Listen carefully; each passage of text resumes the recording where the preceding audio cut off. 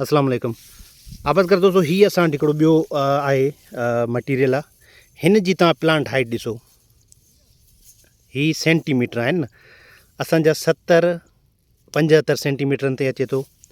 ही plant height आहे। अहिड़ियूं असांखे जिन्सूं खपनि, असांखे सेमी डार्क वैराइटीज़ खपनि, जीअं मिसाल TD1 आहे, या असां वटि कुझु जिन्सूं हींअर जेको आहे रिसेंटली अचण वारियूं आहिनि।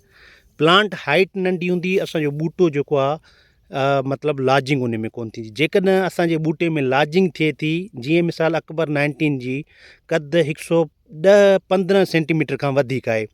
वैराइटी त पंहिंजी जाइ ते हाई लेवल जी आहे, स्पाइक भलो अथसि, भली वैराइटी आहे, रेज़िस्टेंट बि आहे। हाणे उन में रती जो को मसइलो अचे पियो थो, पर हाणे जेकॾहिं उहो मिसाल असां सॼी महिनत करे था अचूं, शुरू खां वठी ॿनी ऐं ॿिज, फर्टिलाइज़र, वीडीसाइड महिनत करे अचूं था, मेच्योरिटी ते अची थिए असांजी उहा जन जिन्स, उहा असांजी जिन्स किरी थी पए, लार्जिंग थिए थी, त असांजो वॾो नुक़सानु थो थिए। इन्हनि शयुनि जो ख्यालु कंदासीं। नंढे क़द वारियूं, थिक स्टेम वारियूं, रेज़िस्टेंट वैराइटीज़ असां लॻाईंदासीं।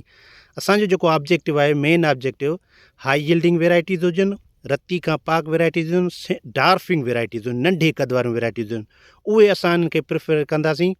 मिसाल जेकॾहिं हिकिड़ी जिन्स हले पई थी लारेब जो को बि मतिलबु का बि ख़बर कोन्हे इहा लारेब जिन्स किथां आई आहे, ससेटेबल वैराइटी आहे, असां उनखे प्रोमोट कोन कंदासीं।